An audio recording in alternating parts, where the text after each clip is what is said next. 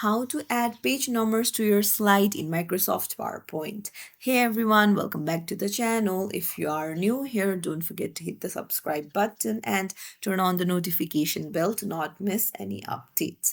So open up your Microsoft PowerPoint and then you need to go to the View tab in the ribbon bar.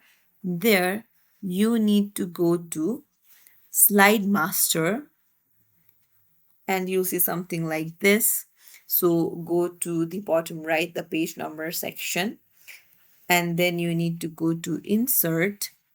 There, go to Header and Footer, and then tick on Slide Number and hit Apply. Now, you can go to Slide Master again and then close Master View, and there you go. The page number has appeared on your slides, as you can see on the bottom right corner. It's as simple as that. So if you found this tutorial helpful, don't forget to like the video and subscribe to our channel. Thank you for watching.